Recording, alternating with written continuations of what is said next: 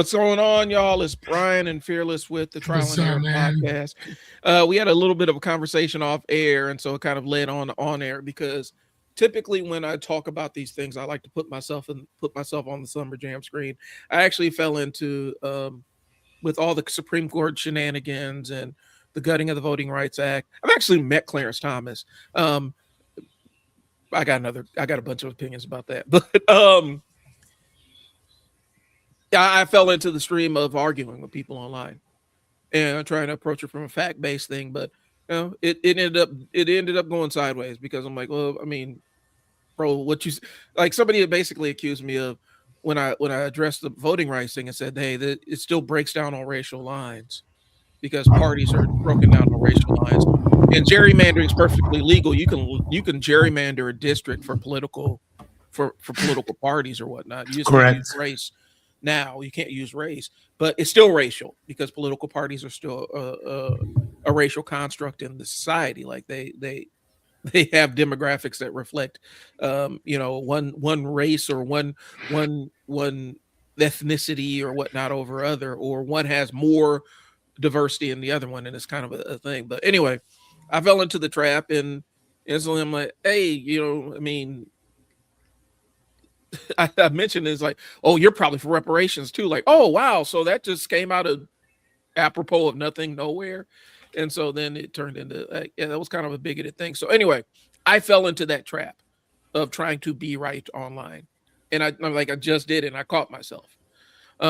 So what I'm saying is, I'm not bigger than that, and because my business, a lot of what I do is on social media, I have to be on social media for a lot of the things I do in terms of strategy and analyzing for businesses. It's an easy trap to fall into. So Right. I got to figure out where we were in our conversation last week. I think we're on maybe why people can't let things go, or was it the last word? No, I think it was why people can't let things go. Okay. Well, the reason why I couldn't let things go was because I was emotionally invested in the argument.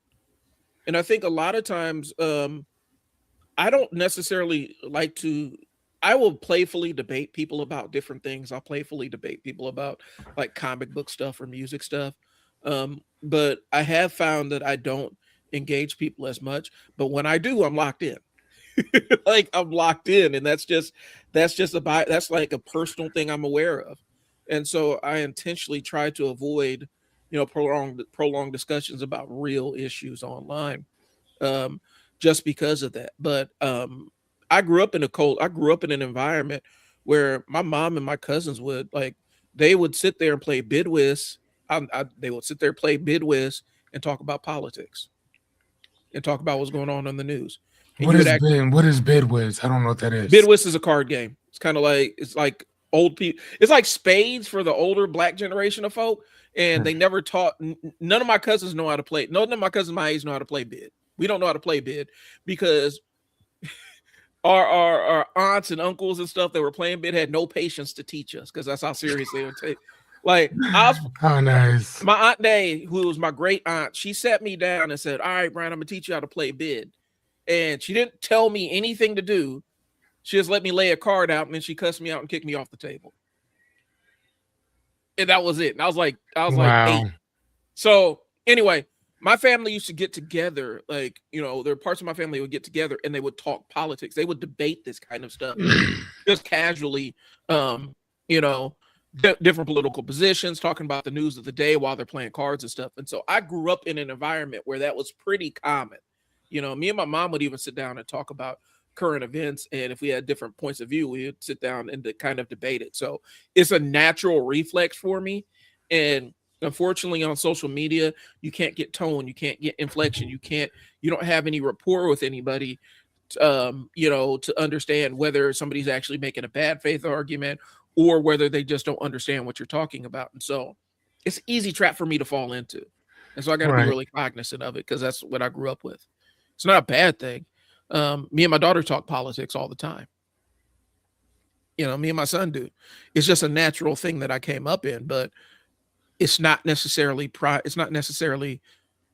productive on social media. I'll put it out there like that. No. I mean, I don't. No. I mean, here's my take. Mhm. If I were talking to people who would be willing to open up their mind and learn a little bit, that's Mhm. different. If I were talking to people that just wouldn't take my word for it, go look it up for yourself. I'll talk about it. But why would I talk to a bunch of people who, number one, don't read anything, number two, don't check out anything that they're being told, Yeah. and number three, you're willing to argue some shit that you yourself don't even know about. You're running off a feeling, not fact. Yeah. So, like, no, I'm good. Nope. So why would I talk politics? Why would I talk religion? Why would I talk any of that with anybody that don't want to learn anything more than what they know? I'm good on that. Well, and was it John Heinrich Clark? It was like, my peers I debate, all others I teach. I remember I think he said something to those. Let me find out. But Oh, dude, yeah, and I remember you talking to that dude, yeah, and he said, "I do not consider." He said something along the lines of, "I do not consider you my equal. I only debate my equals. All others I teach." And And he would say, I saw the I saw the panel he was speaking on, so I know exactly who he was talking to when he said that. Yeah. And he gave it to that dude. Yeah. That's when he said, I was like, oh, bars. Well, all right. Oh. Hey, Kimberly, thanks for tuning in. Yeah, I watched it, and there are levels, there are like specific areas of expertise where I actually have that kind of like that lived and worked experience, managing residential environments and things like that for kids that have behavioral needs. That's something I did for 15, 20 years, managing that kind of stuff, managing youth behaviors and stuff like that, teaching parenting classes, things along those lines. Even the marketing thing, I've been doing that for almost 10 years now. And so I do have a layer of understanding about that. But I mean, like, okay, so here's one that I fell into really easily. Media literacy, right? Like we did an entire episode about media literacy.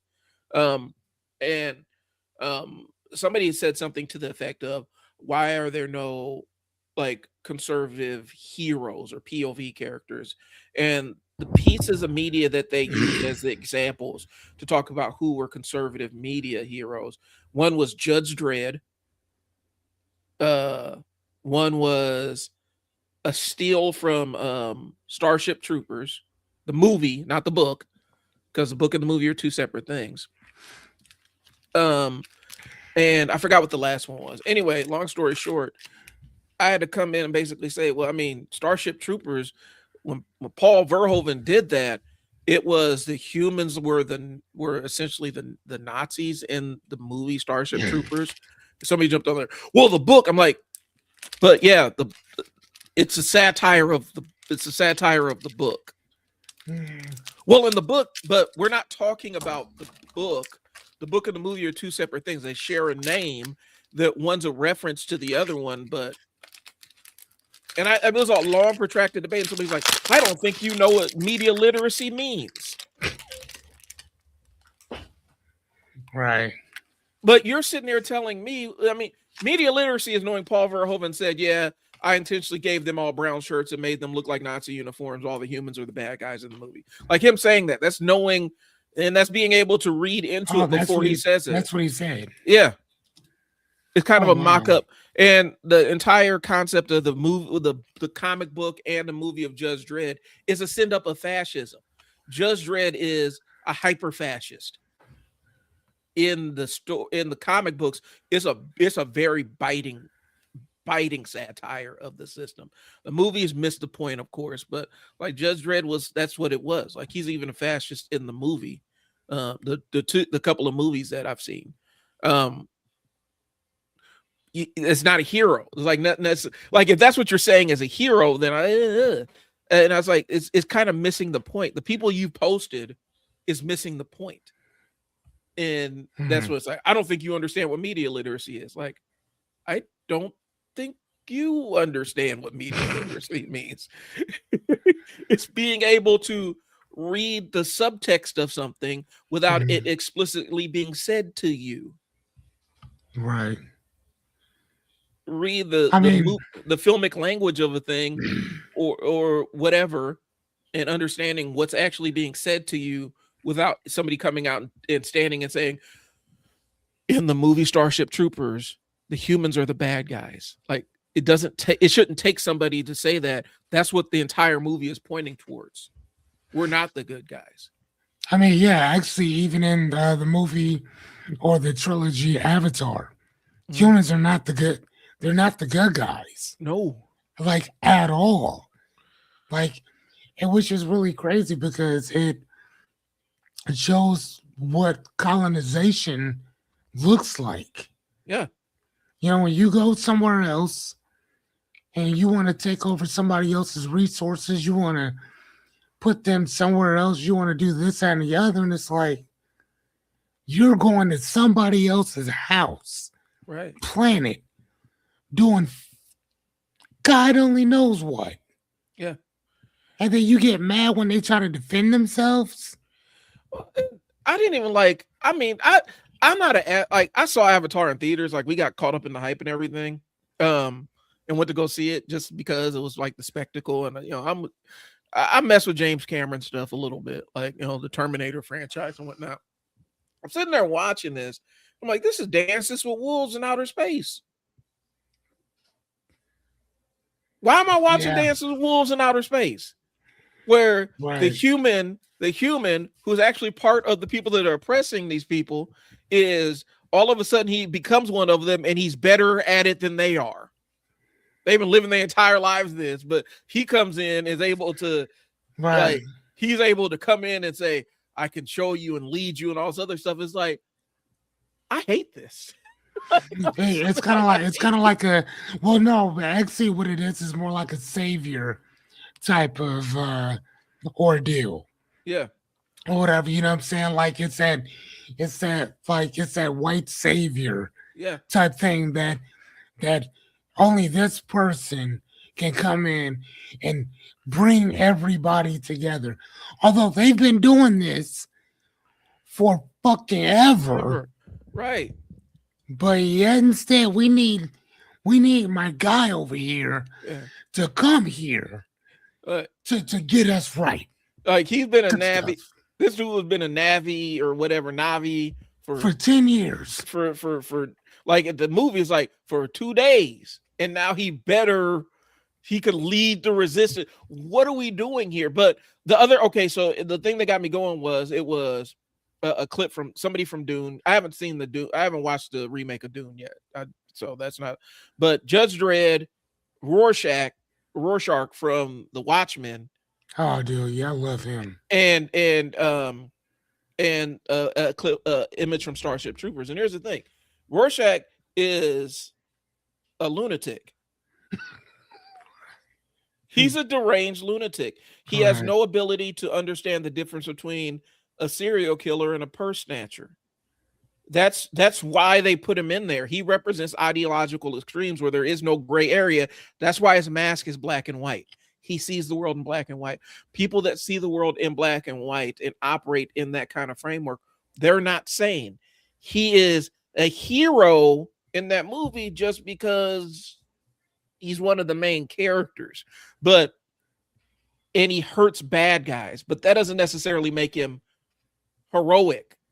And it's like, I'm trying to explain this. Is like, but then they're like, well, your media literacy is trash. Like, I don't think that you understand because that's the one thing that was consistent from the graphic novel, the actual novel of Watchmen, to the movie. That stayed consistent. That depiction of Rorschach being this unhinged, unstable person who just happened to be hyper fixated on hurting bad guys. Yeah. And he stank. Like, they would talk about how bad he smelled. He never washed himself. He was not a functioning. Oh, He couldn't wow. like, his day job was standing on the corner holding a sign that says the end is nay, the end is near. That was his day job. He wasn't a functioning individual. That's the point. Would you say he didn't participate in society at all? He didn't do anything productive in society except maybe off a child molester, if he got a hold of them. But then he also Right. would also, if you stole a loaf of bread, he'd break both your kneecaps too. Like, it's so I'm sitting there Wow. watching this whole thread spin out, and somebody's like, I don't think you understand what media literacy is. This whole thread is and finally I said, I'm done. I can't sit here and debate this with y'all, because we're going to be circling the drain, because if we can't agree on terms, and you're saying, I don't think you know what media literacy is, I think the only reason you're saying that is because you really don't know what it means. Mhm. Mhm. And of course I was kind of vindicated with that. And I think that's the other side of the online debate. You end up getting vindicated when you post something that a bunch of people like, and the person that you're arguing with gets ratioed, where more people dislike what he says. For people, it can be like, ooh, I won something, and it's like a dopamine hit. And that's the danger of the online argument, is specifically in the context of the spaces where you got people that are aligned to agree with you. So anyway, I'm off the outline. Let's jump back into it. We can't let things go, because disagreement creates that internal tension, and people feel unsettled, frustrated, and incomplete. And the response really relieves the tension. Like, you feel like you're letting it off your chest.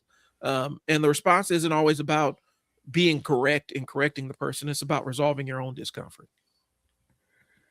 Yep. And I think that's the reason why people hold on to certain stuff for far longer, because sometimes, man, holding on to it feels better than just letting it go. Yep. It does. I'm reminded of, what was it, James Baldwin versus William F. Buckley. When I think debate, when I think kind of where people think what they think they're doing online versus what they're actually doing, I think they're thinking that they are doing, the William F. Buckley debate against damn it, why is the name escaping me? I can see his face. Versus Baldwin. Yeah, Baldwin. James Baldwin. I was just talking about James Baldwin this morning. The Buckley and Baldwin debate, I think, is what people think they're doing online, where you feel like you're having these high-level conversations, but the difference is there's cameras there. You could pick up on nuance and inflections in conversations. There are follow-up questions. Believe, if I'm not mistaken, wasn't there a moderator there? I believe there's a moderator there to drive the conversation and stuff. Right. I think people believe that that's what they're doing. And unfortunately, that's not what's happening online. And more times than not. Yeah, like, you guys are arguing. You're not debating anything. Yeah. This is an argument. Yeah, this is an argument. You guys are arguing because it's not to gain any insight or knowledge or wisdom or, anything. It's to win. We're trying to win. And again, it's a thing of winning the merit of the crowd. Yep. Right? Like, oh yeah, I demolished him in a, in this debate. I debated him. No, you didn't. You argued. Yep. And look at you can even go back to Charlie Kirk. Yeah. And some of the things that he was so-called debating people on. Yeah. If you actually were to fact check 90% of what the man was saying, it was preposterously fucking lies. Yeah. What? And it wasn't. But again, there's like preposterously. And a lot of it he knew was he was lying about shit. But when you talk quickly and then you move from this thing to this thing to this thing, you can't catch up with it. But when he went to the UK and he tried that same thing, they tore his ass up over there. Wasn't it like I think it was like Cambridge or one of those Yep. ancient colleges. And Yep. he was actually, and that the thing is, I hated how they frame it, because him and Ben Shapiro and a couple of other guys in that movement where that movement of going on the college campuses and debating college kids. It's not a debate. You can't be it's not a debate if you're your own moderator. I like that. I've never heard that. It's not a debate if you're your own moderator. Right. Okay, I like that. Okay. You're standing up on the stage with a microphone. People come up to the microphone from the crowd, and they make a point, and then you counterpoint and stuff like that. But you're essentially the only moderator there. There's no third party to keep the debate on track. There's no group of judges to to look at the debate on its merits. There's no fact. There's nothing there that shows that this is about attaining knowledge. This is a performance. This is a performance. This is who can argue the best. Yeah. And unfortunately, when he walked in, and that's why it was college kids, he walked into a room of a group of untrained debaters to debate them. He didn't go after college debate teams. No. You never saw him. That's not gonna happen. You never not saw him at all at Toastmasters or anything making these debates. And the times when they actually did go up against upperclassmen or older people or people that were at those higher, more ancient, I say ancient, one of those older, more established universities, they never really showed the footage because it didn't look good, because people were saying, they were calling out the actual rhetorical tricks that were taking place. Oh, this is just you. This is kind of what they call the Gish Gallop, where you're just rapid firing off points. And if I answer any one of these even slightly incorrect, you try to use that to invalidate my entire position. Or you're just firing bad faith argument after bad faith argument after bad faith argument at me, and I never get any footing to never get a foothold to discuss these. That's not debate. And I think it makes me cringe whenever they talk about we're bringing debate back to college campuses. No, you're not. No, you're bringing a person on stage to stand in front of a mic and argue with college kids. That's not the same thing. And it's not it doesn't enhance anybody's thinking or expand anybody's mind. It creates viral content for people to watch online. That's it. Literally. That's why I didn't want to turn, when that dude was sitting there demanding that I sit there and give him a phone line for him to call in and be on my show and debate me. I'm not doing that, bro. For what? Give my number to a stranger so you can call me and harass me berate me about things? No, I'm not doing that. And I think we've kind of bastardized what the phrase debate actually means. So anyway, but why don't you take number 7? The illusion of correcting people. The assumption is if I explain it clearly, they will understand. And the reality is that most people are not there to be corrected. They're there to defend their position. Yeah. So the argument becomes repetitive. It starts to escalate, and it's about a performance, not learning anything, which is literally what we just said or whatever. So, and that's the point, that the objective is not to learn. If I'm talking to somebody about something, I want to learn it. Right. So in college, one of the greatest things that you learn is sourcing. Where did you get this from? Who said this? What article did you get that from? What publication? Who wrote it? Right. Is it a peer-reviewed thing? Is this an opinion piece or is this a fact piece? You know what I'm saying? Like, you need to know those things. And even when you're sourcing your material, you can get docked Mhm. for not sourcing it from a legitimate place. Right. You can get docked for that. If you tell me something, I should be able to verify everything you just said. Everything. If I can't verify what you just said, then why are you saying it? Right. I can't verify any of this. Uh, I think So, I mean, that's how I look at it. I don't know. I want to circle back. Maybe to, it's just me. No, it's not. And here's the thing. So if you explain it clearly, they'll understand. Okay, if I explain how to put a tire on clearly, a lot of people understand this, right? But if a brain surgeon hopped on and talked about how to do an experimental brain surgery procedure and explained it clearly to people that have no previous knowledge of any of this stuff, it's not going to make the bit of difference. That's like explaining how calculus works to a goldfish, like in some aspects of it. You know, Right. I think about was it they used to call it? I think it wasn't white chocolate, but it was an NBA player who used to play for the Celtics, right? And people made fun of him and everything. And he started doing a series of videos where he take these guys, regular Joes, out there and absolutely embarrass them on the court. Yeah, and if I'm not mistaken, he Calibrate. wasn't even like one of the top stars in the No, NBA.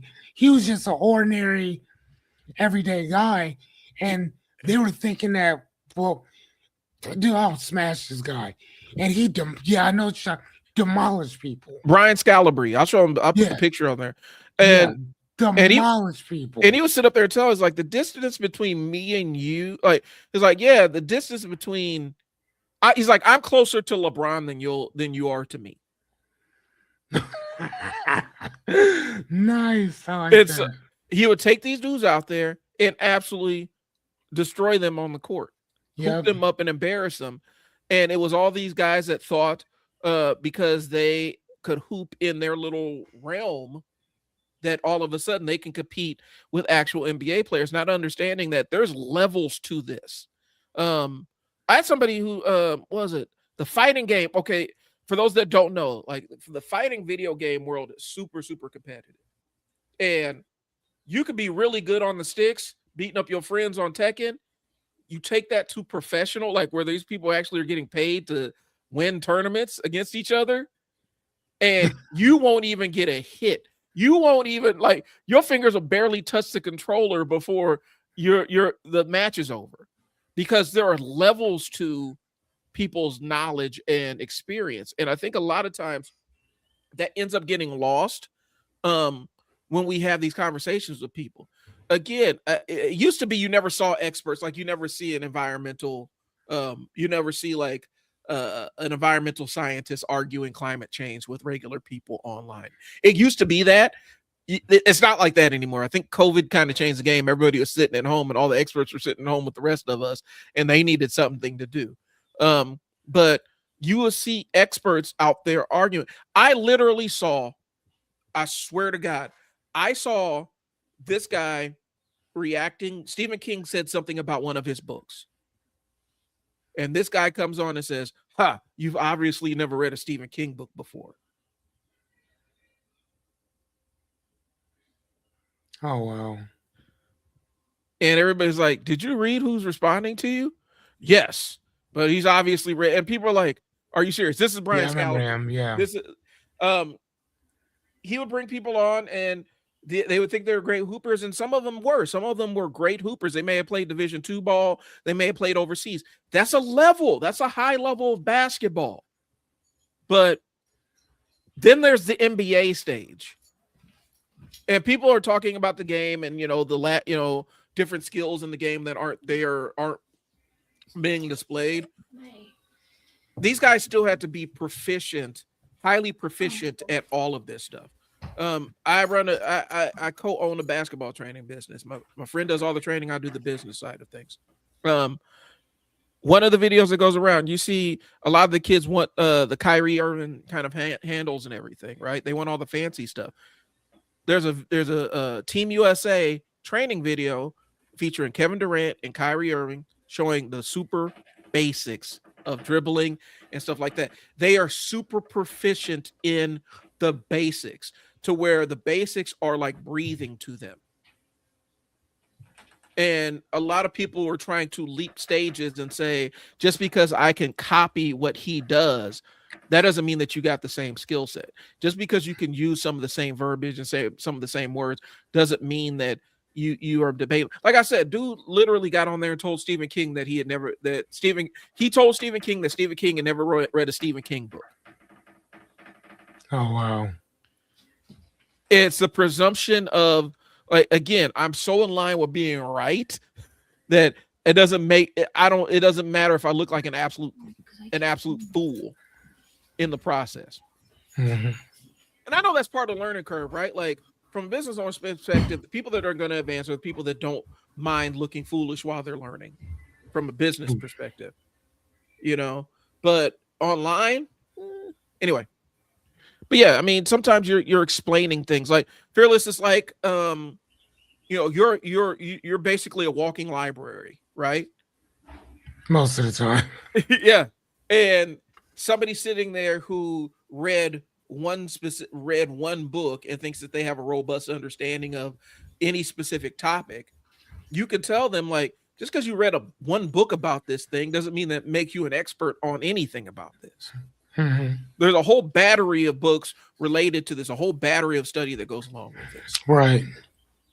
I mean, it's just kind of like, it's kind of like if you look at the Bible, for instance. I mean, there's so many other books that went into that particular one, and then there's other books like the Book of Enoch or whatever, which is actually not in the canonized Bible, but it is in the Ethiopian Bible. So again, there's certain passages, there's certain things that are not going to be in that particular book. You have to go outside of this source to go find those other books or whatever. And when you do find them, some stuff starts to make a little bit more sense.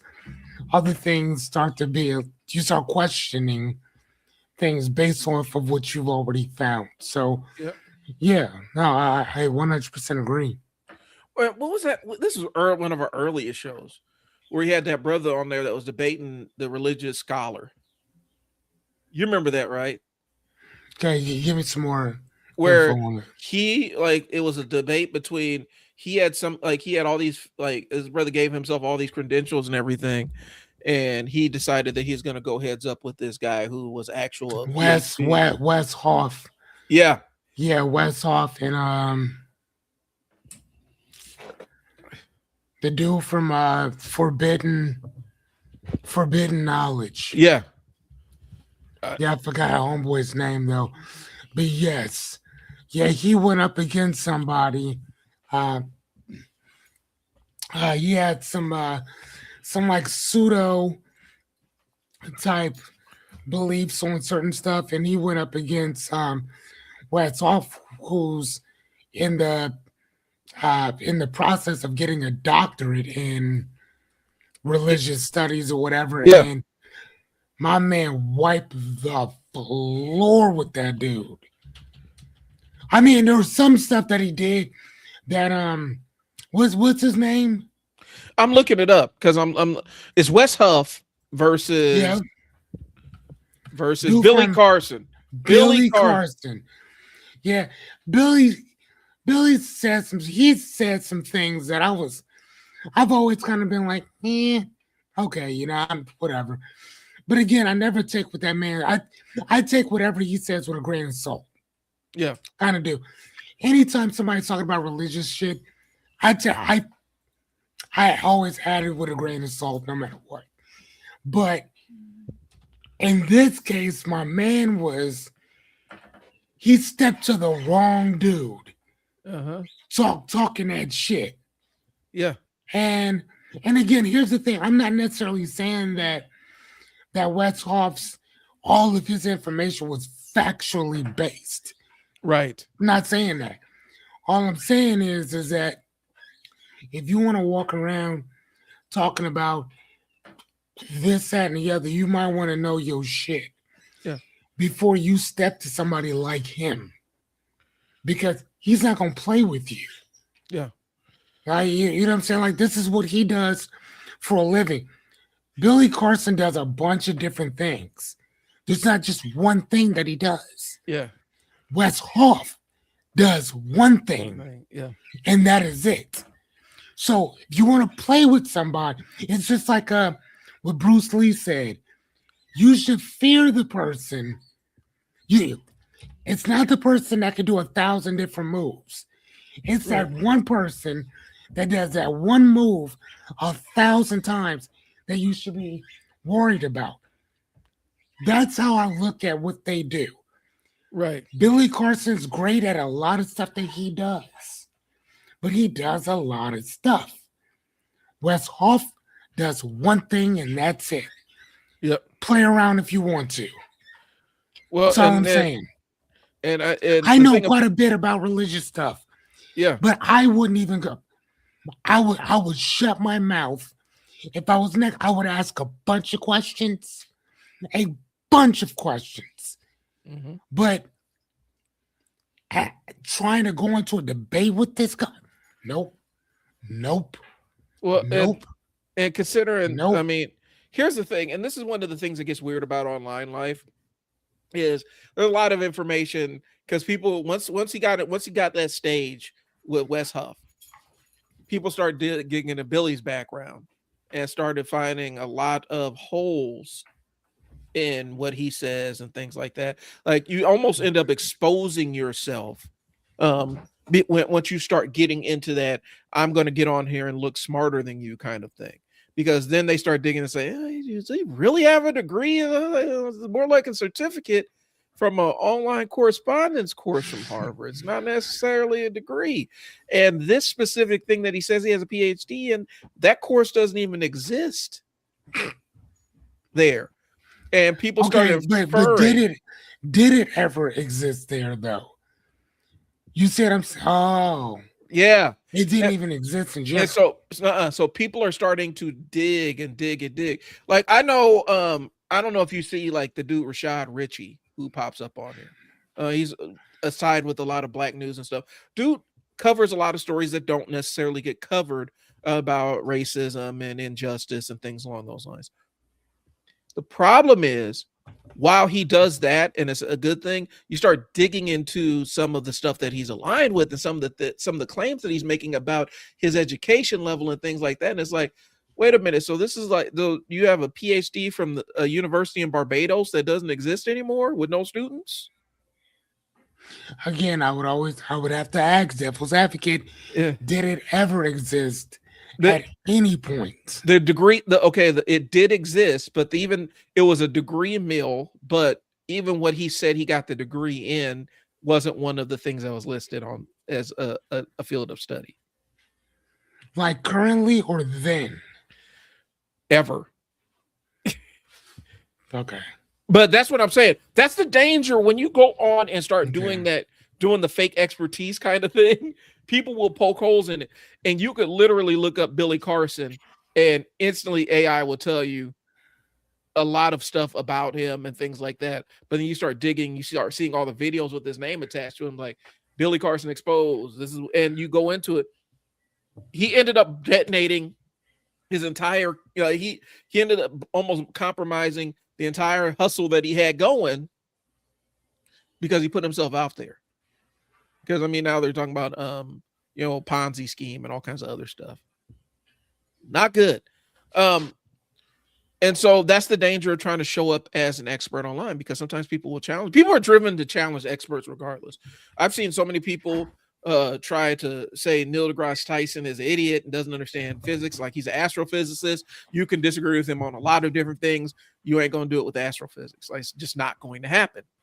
You can poke holes at other stuff. I mean, unless you know something that he doesn't. Right. Which is very possible. And he'll probably be the first one to tell you, hey, I don't know. I don't really know this as much.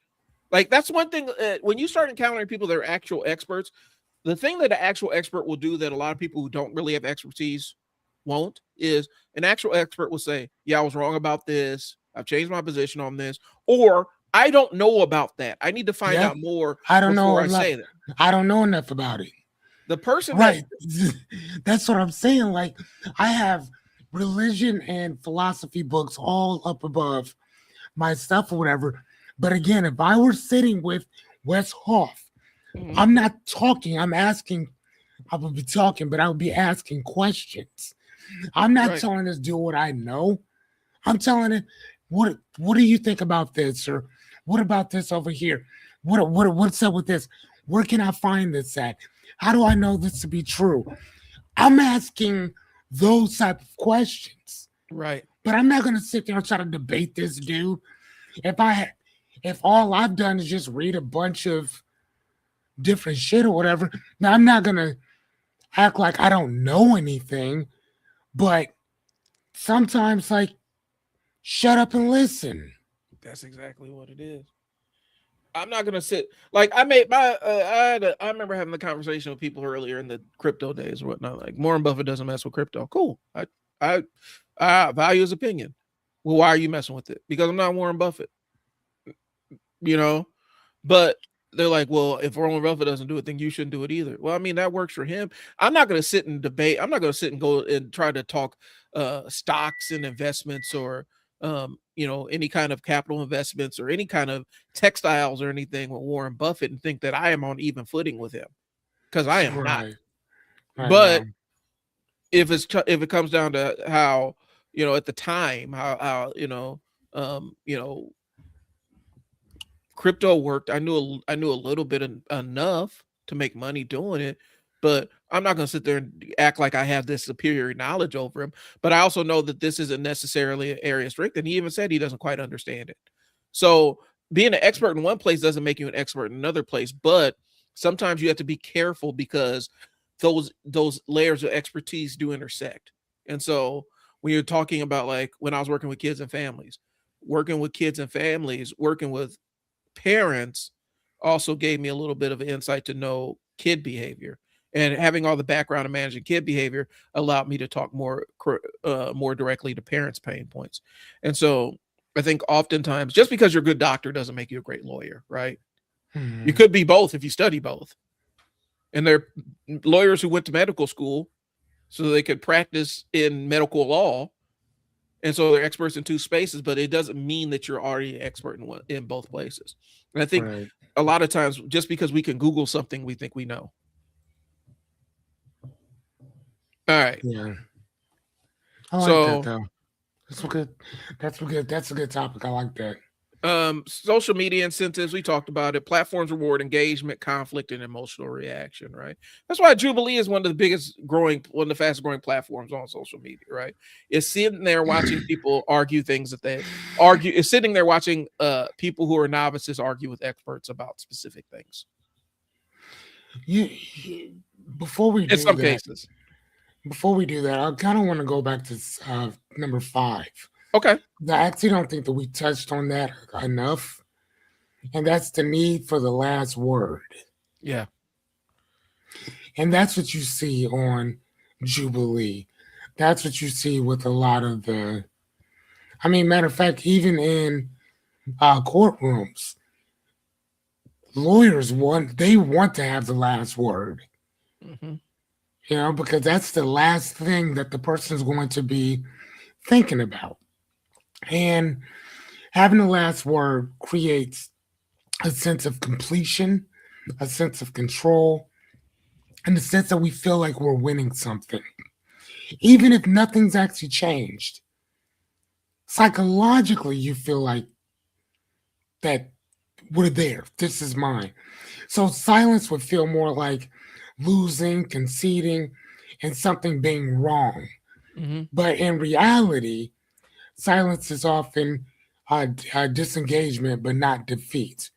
So if I stop talking, somebody might take that as, oh, you don't know what else to say, as opposed to, there's nothing else to say.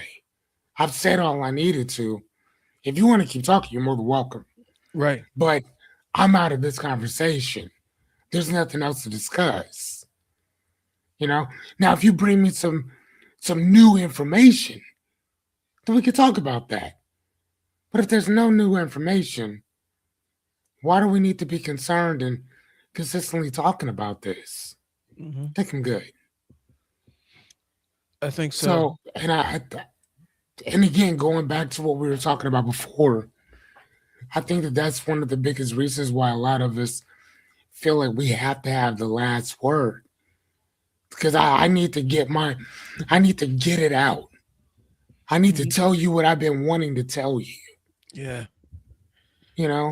Even at the detriment of myself, even at the detriment of our relationship, even at the detriment of an opportunity. Mm-hmm. I need to tell you what I'm thinking.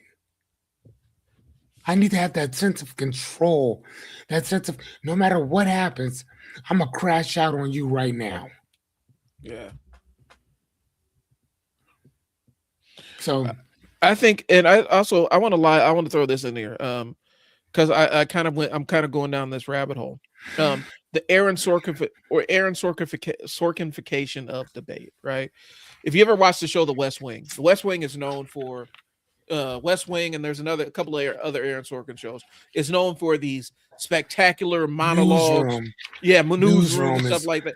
Is amazing. It's really known. Oh my gosh! It's known for these spectacular monologues and then the mic drop afterwards, and I think everybody online is searching for that mic drop moment where they end up saying something so concise and really zings them and stuff like that.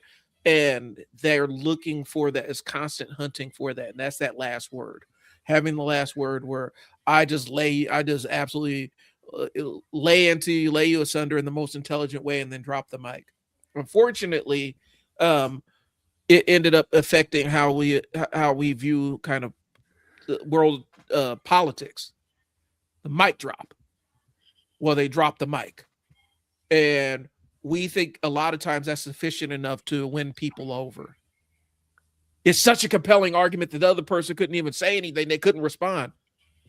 Well, yeah, they can't respond. Did it change their mind? No, they just can't respond to it. You know? Oh, mic drop moment. Okay, great. Mic is dropped. Now what happens afterwards? Did the person who made the mic drop moment, did they actually convince anybody of anything? Right, did they correct. actually convert anybody? Did they illuminate anybody? Or are they just getting patted on the back from the people that are already aligned to agree with them? I mean, yeah, again, going back to religion, if you find text that stated that Jesus was just an ordinary guy, Yahweh ben Yosef, not only was that a common name, at a common time, but everybody was kind of doing some of the same type of stuff. And you start downplaying, the Jesus in the Bible, and you can show and prove, like, hey, this is what actually happened. This is who actually said this. This person actually didn't. Your Jesus person is literally an amalgamation of a bunch of different people that was consolidated into one person. And if you can show and prove that, and you're talking to a devout Christian, they might stop talking. Yeah. But again, that you might be able to prove that all day long. But is that enough for them to question any of their beliefs? Probably not. Are they still going to believe that Jesus is the Son of God who came here incarnate to die for people's sins? Of course they are. And there's nothing you can say that's going to convince me otherwise. Yeah. Well, that's one of those deeply ingrained, a lot of times people have these really super deeply ingrained beliefs that aren't tied to anything logical. They defend them logically. They have lines of logic that they use to defend it, but it's not tied to anything logical. And that's where religion can absolutely turn into a third rail in terms of debating, because you'll have these logical debates that are tied to an emotional thing, but they can come up with logical, rational points, But when they run out of logical, rational points, now you're dancing into the danger area, because now And you got to right, deal with the emotional side of it. right. And then you start repeating yourself over and over. And you start saying that, well, I've seen God in my life. God did this for me. God did that to me for me, as opposed to fate Yeah. just working itself out that way. Well, You know, it, I'm not, and I'm not necessarily shitting on anybody's beliefs by no means. mhm. I'm just saying that if given certain info, and that might be opposite or the aversion for somebody who is a non-believer, and somebody comes up and says, well, I can show and prove that Jesus was not only who he said he was, but all those around him was just as anointed as he was, and here's the proof. Yeah. And then that person could be like, nah, I don't give a shit what you say. I don't believe any of that. Shit. So you can use the argument Yeah. either way. Anyway. Well, and then Either there's way. also because here's the thing. So it crosses over into where people will take their political ideologies and tie it to a religious thing. And then you start dealing into the was it the palagenic ultranationalism kind of thing, where as soon as somebody starts pounding the table, you're taking away my God-given right to blah blah blah. You've disconnected from the reality of the factual basis of what we're discussing, and now we're in an emotional defense. And I think I think for a lot of people that's a get out of jail free card when they're in a debate with somebody that's a little bit over their head, is specifically when it comes to the politics of the day, and ideas of what this country is and things like that. When you start digging into that, as soon as people start pounding the table, you're trying to remove my right to blah, blah, blah, blah. You've crossed an event horizon. Then you're not the logical side of this argument is done. They may throw a bunch of logical sounding words at you, but the logical part of this debate is done. It's not tethered to any real sense of logic or anything. And I think people don't quite understand that side of it. Okay. But it does tie into religion, because what paleogenesis is the concept of rebirth, right? The death and the rebirth, right?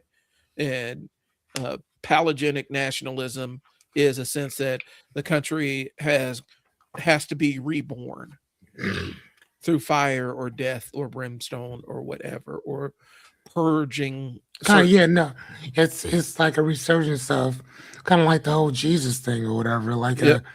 a death and a rebirth. Right. I get it. And so I think what happens is like I said, people start attaching rational sounding arguments to irrational things, and that's it. That's the nature of social media. I've seen people go 10 toes down on drinking raw milk. Like 10 toes down. And for them, this is such a That's a problem.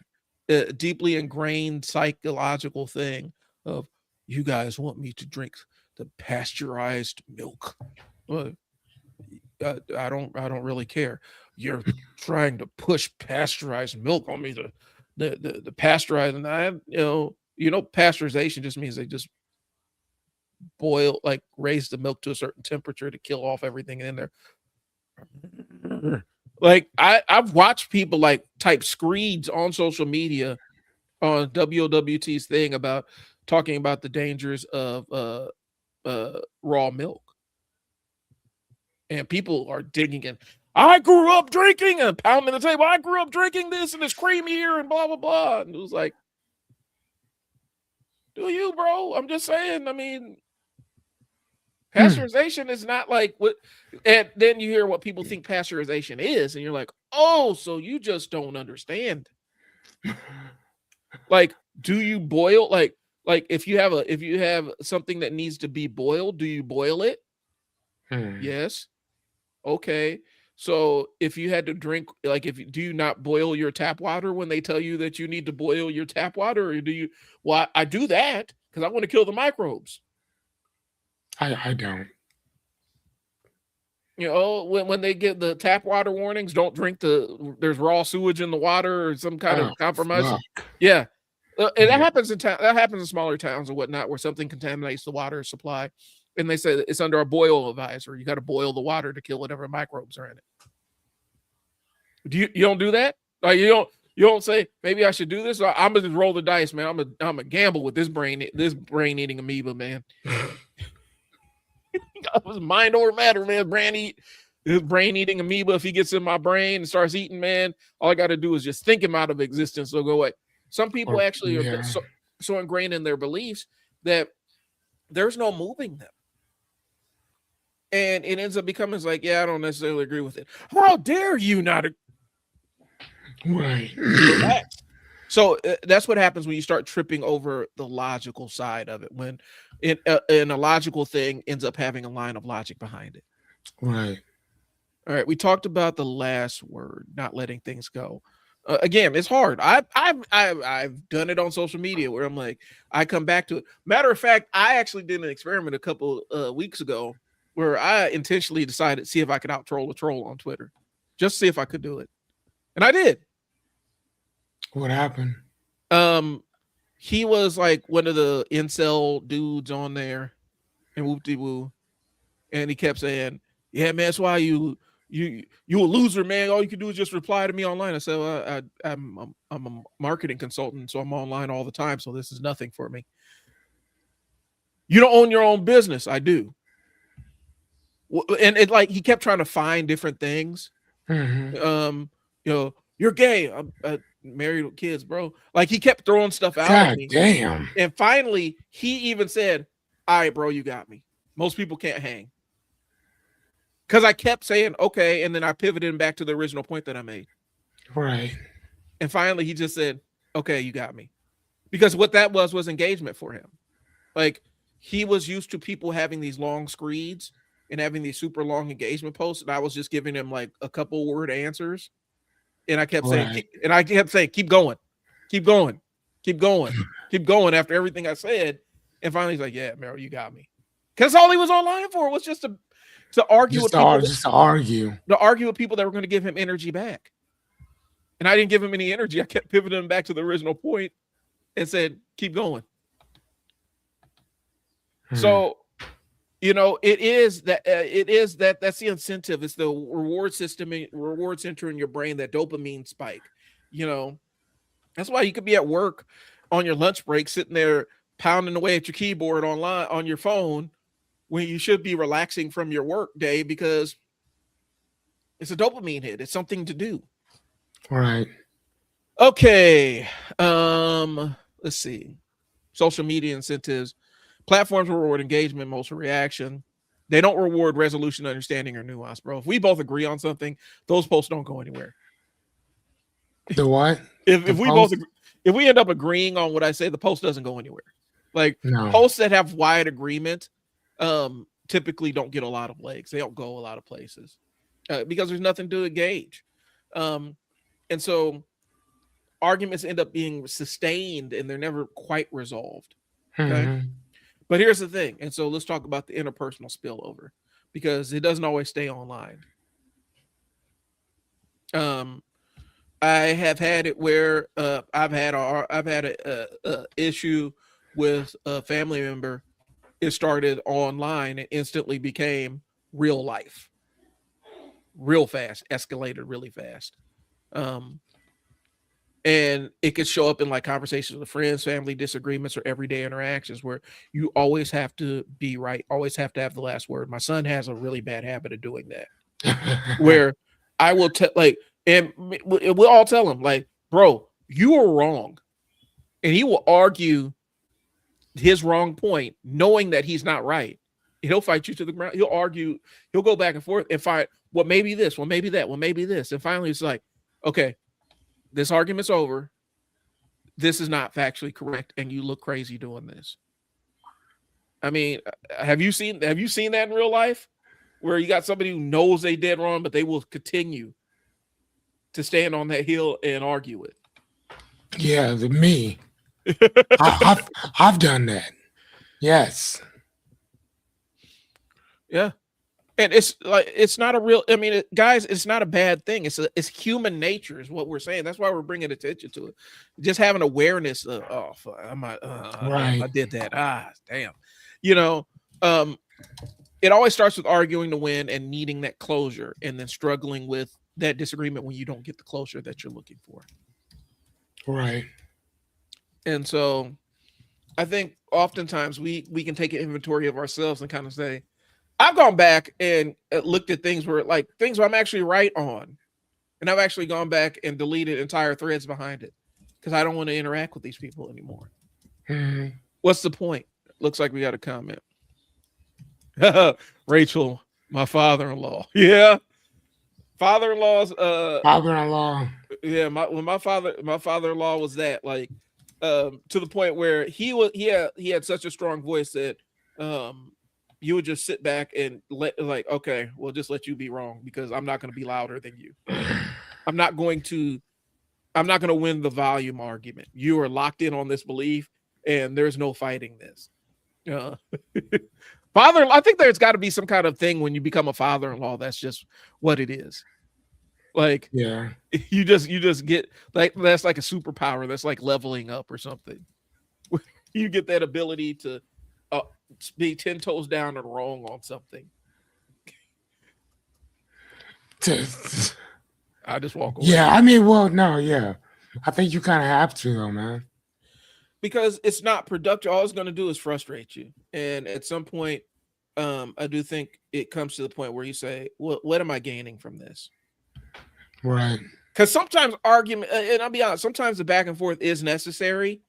Specifically if it's a matter of life and death or a call, we have to decide on a specific course of action immediately. You need the back and forth. But sometimes it's just my brain is bored and needs to bump into somebody else's brain for a little bit. Right. And I think that's the balance of it. So, but yeah, I remember I used to, like, here's the thing. I used to do that with my father-in-law sometimes. So I would sit there and debate. Well, no, actually, Dad, no. Oh, all right. Because it wasn't even like mean spirit or anything. It was just, he was locked in on what he believed. And that was it. There was no budging. And you're like, you are absolutely wrong about this thing, but I am not going to fight you about this. I'm going to let you believe whatever you want to believe. And I think at some point, that's what we all have to do on social media.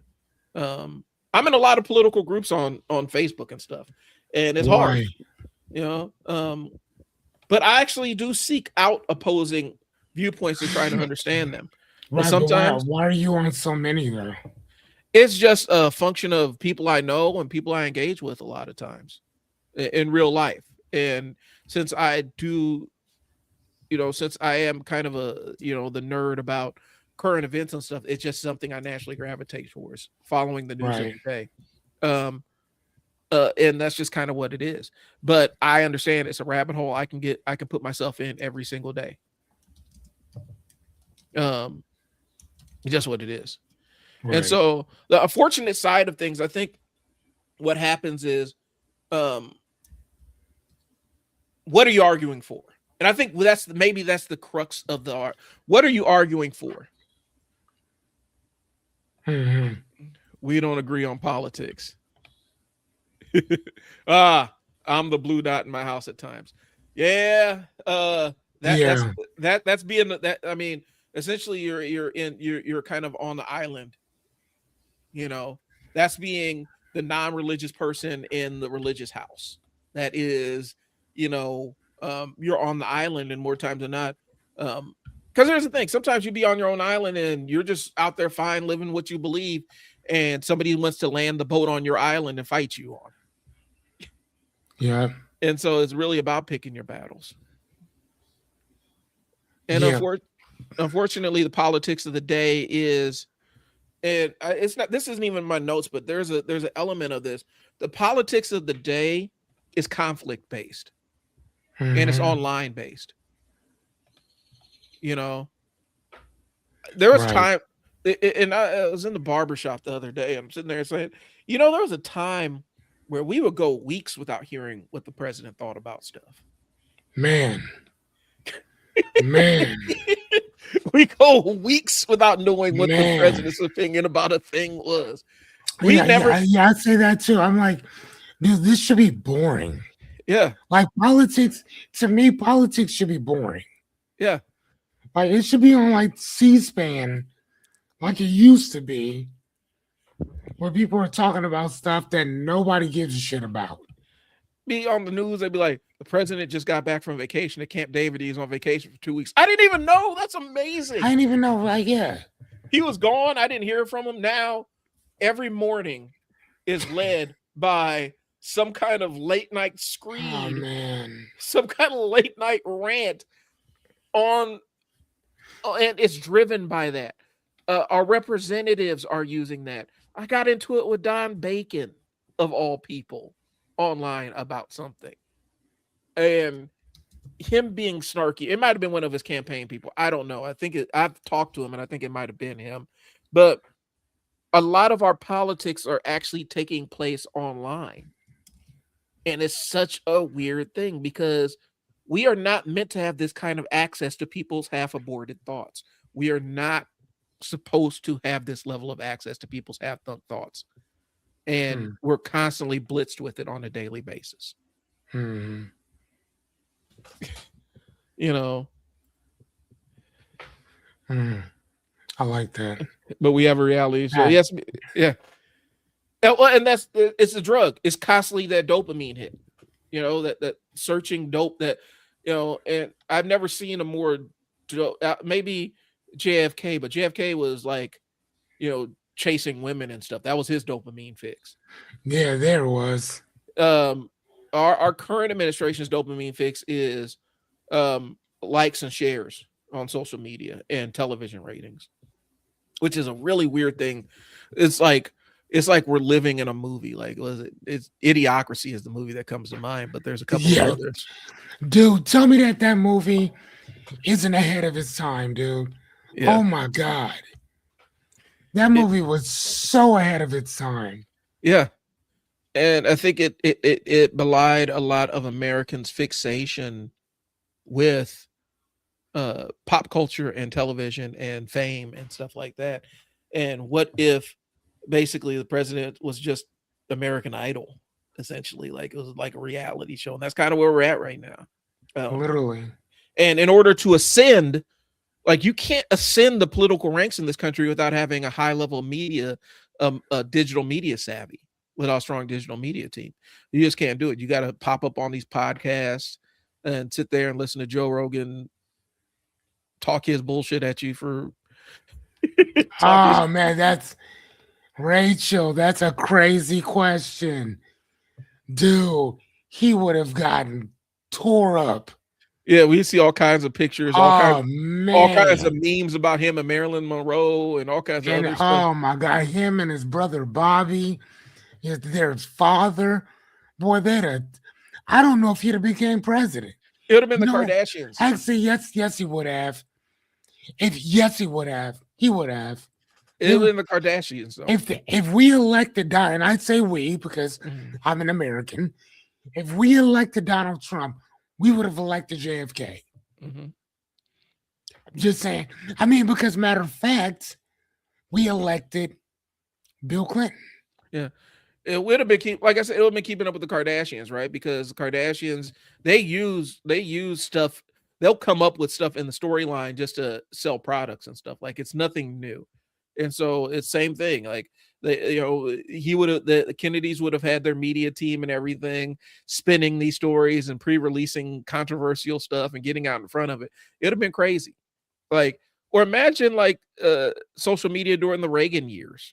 Like, it would have really been interesting about what was going on. But again, I think just mainlining so many people's half-thunk thoughts, it's got to take some toll on us. And I look at my kids again, and we talk about, Fearless and I have talked about this before. We're both old enough, and Rachel, I think you're in the same cohort too, where I grew up without social media, but I also grew up with social media, if that makes sense. I grew up my adolescence and teenage years. Like, the most social media I had was like 15 years old, being on American Online, in the America Online chat boards and whatnot. But I grew up, I was kind of the target audience when MySpace dropped. And I was the target audience when Facebook came out. And so I grew up without social media, but grew up with it. And so I have that ability to say, yeah, social media isn't real. That happened on social media. And because it happened on social media, that is not real. My kids don't have that disconnect because their friends, their entire friend group may be online. And that's how they interact with one another.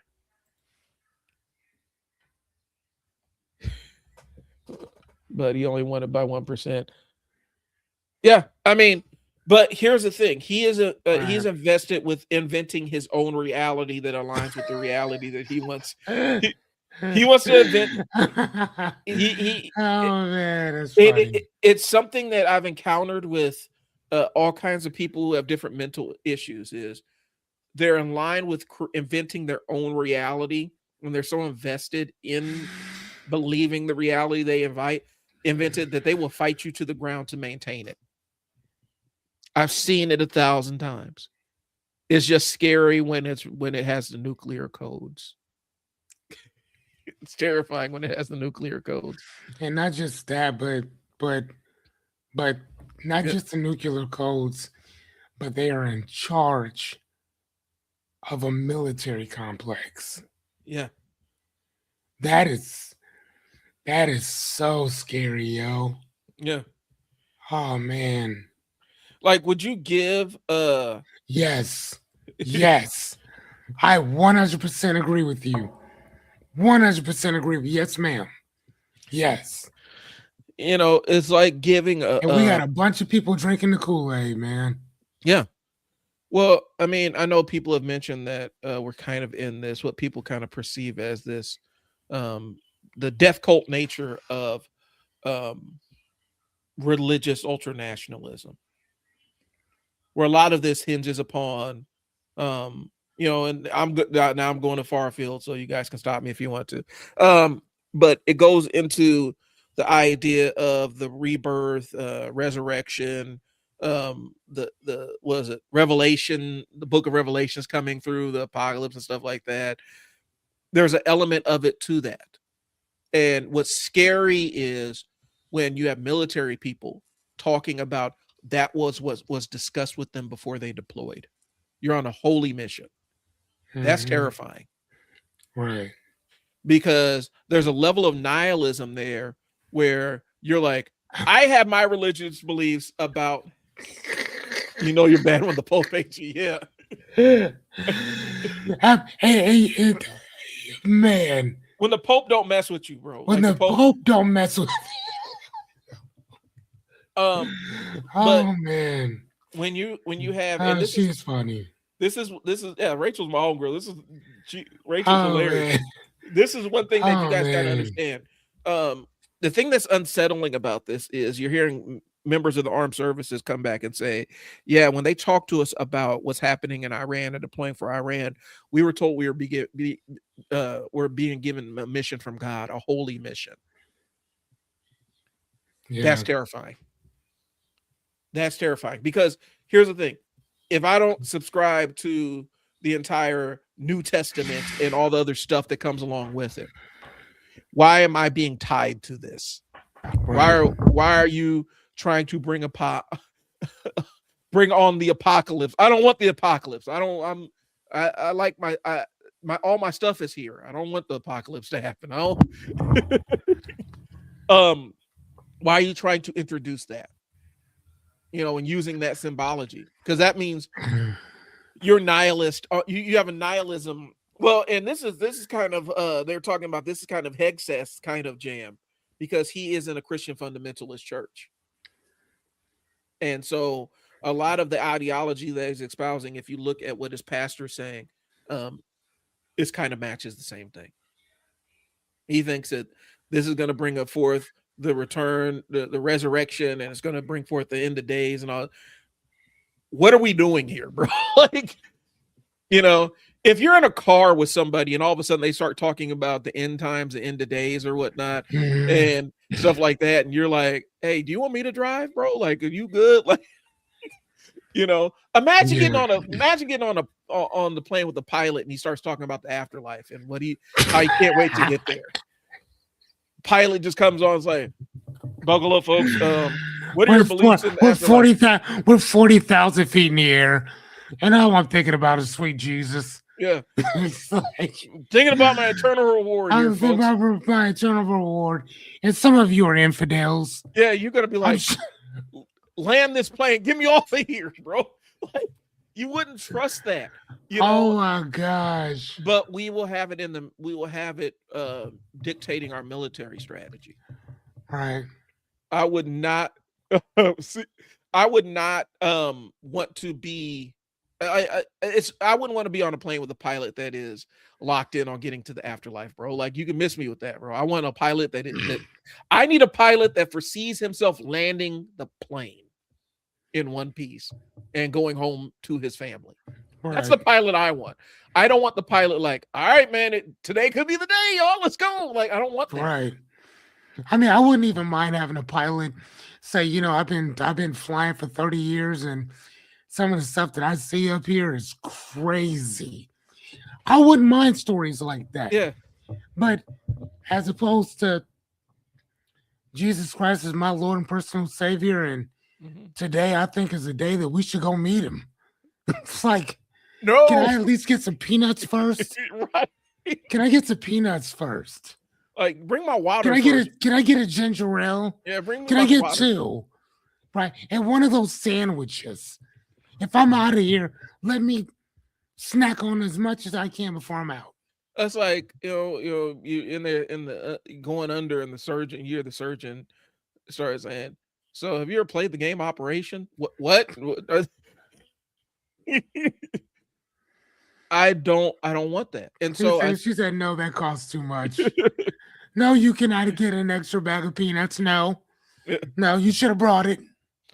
But I mean, we're in this weird part. Like, Spirit Airlines just shut down and just left.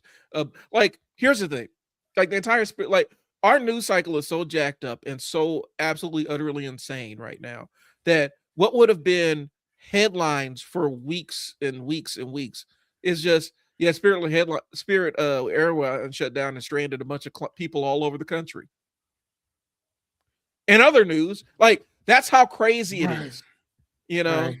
And I mean, sure, when Pan Am shut down, people still talk about that shit. I hated Operation too because I was terrible at it. Oh yeah, I sucked. Sucked. I mean, I look at it like insane things happen, and it's just like, because it's never crazier than what's coming out of the White House. That's the thing about it. No matter what crazy thing is going on the news, it's never crazier than what's going on in that couple of square miles around the White House. It's always crazier. And I feel like this is not a good precedent where we expect to be entertained by our president to a degree. You guys get what I'm saying? Like, not entertained, not in a positive way, but we're expecting some kind of stimulation to come from the president. That's a weird thing. That's a really weird thing. You know, we're sitting around, what weird Supreme Court ruling is going to come down and turn all our lives upside down? Like, we sit down and watch it on social media. You know, that shouldn't be the thing, but that's kind of the life. That's the existence we're living in. All right. Right. Where are we at?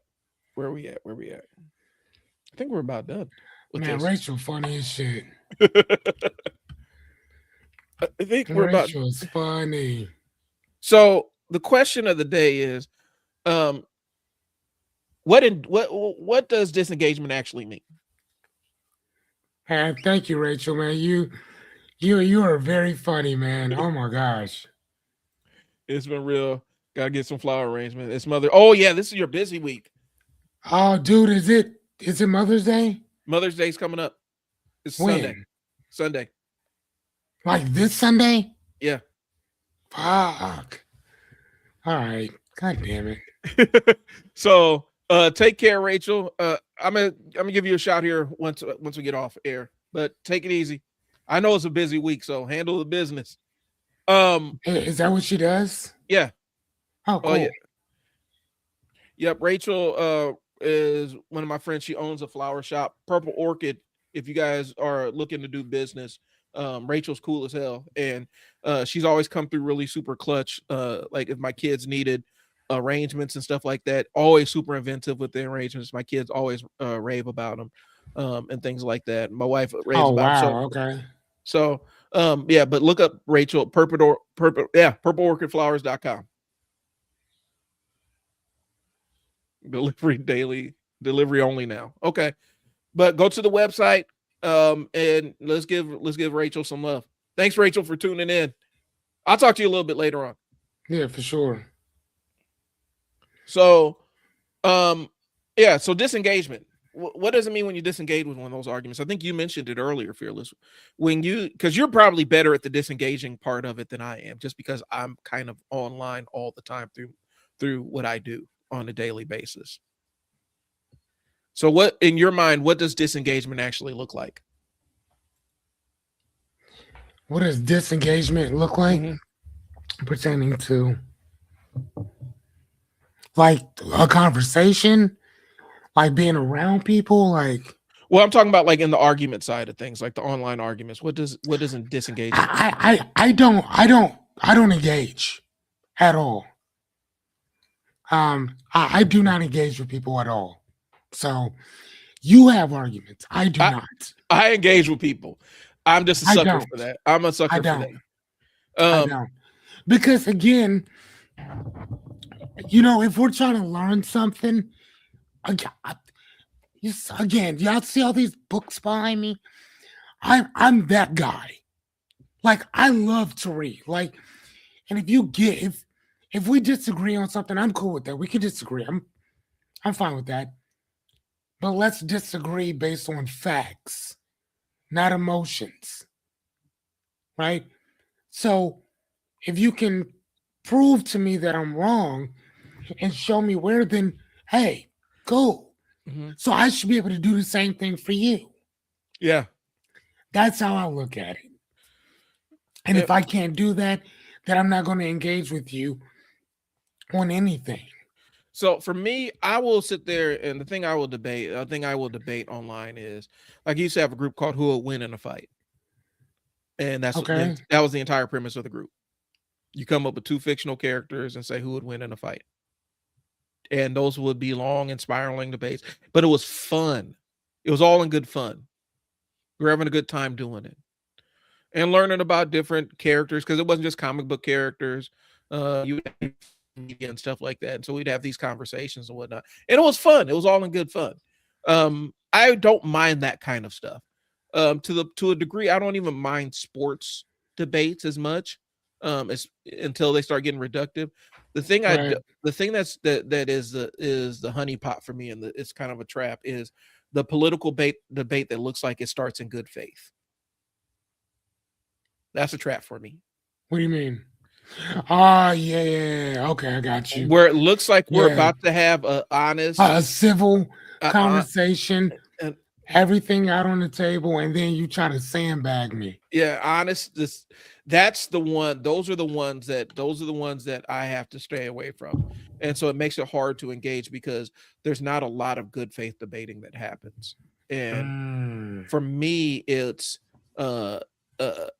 actually not engaging. There's plenty of times where I've seen it, like, I'll type something and I'm like, I'm not even going to respond to this. I'm not going to say anything about this. Just because I don't want to get into it. The one that I've been fighting the hardest against is both sides of the Megan Thee Stallion, Klay Thompson thing. My God in heaven, I don't want it on my feed. I don't want relationship stuff on my feed. And there's been so many posts where I want to say something, I'm like, I'm just going to keep scrolling, because neither side is going to be really happy with what I say. And I don't want to argue with strangers on here. So some people view it as losing the argument. I've kind of gotten to the age where I'm like, I don't care anymore. Right. But then I also, I want to be right. And I feel like I got to go until I say what I need to say, and then I'll disengage. And I just got to not engage at some points, where realizing this is a bad faith argument from Jump Street. Yep. Yeah. And so disengagement is recognizing limits in interaction and choosing whether to invest energy or deciding if it's not something that needs to be discussed. You know, and I think we discussed this. Winning an argument to me, as I get older, unless it's about money, winning an argument, it feels good in the moment, but that's a really fleeting feeling. And more times than not, online arguments, you end up losing arguments that you win online. Specifically, if they happen on your main feed and everybody gets a chance to see you completely showing your ass and arguing on your feed. I've done the responding. So these are the questions for y'all. What does winning an argument mean to y'all? Have you ever kept responding just to have the last word? When you're online, who are you actually trying to reach? And yeah, who's your audience? Yeah. What would it feel like to not respond and be okay with that? So if you can answer those questions in the comments, we greatly appreciate it. Fearless. Do you have anything else before we bid adieu and sign off?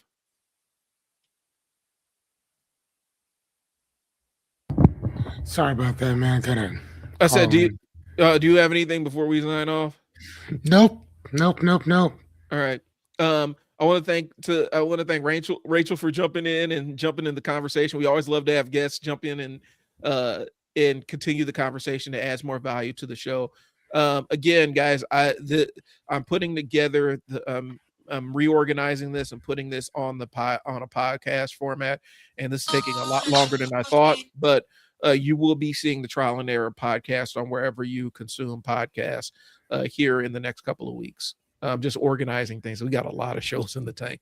We're gonna a lot. Yeah, are we gonna preempt next week, or I'll decide if I'm gonna jump on next week. I got a lot going on in the interpersonal life. I know yeah, I may be flying solo next week. I may not. I'll let you guys know what I got going on. But when me and Fearless get back together, we're gonna talk about meritocracy. That'll be the next one we want to discuss, is the myth of meritocracy and what that actually means in 2026. So okay, yeah, for sure. So we'll be here. Tune in. We do appreciate y'all. We'll talk to y'all later. It's Trial and Error. I'm Brian and Fearless. Peace. See ya.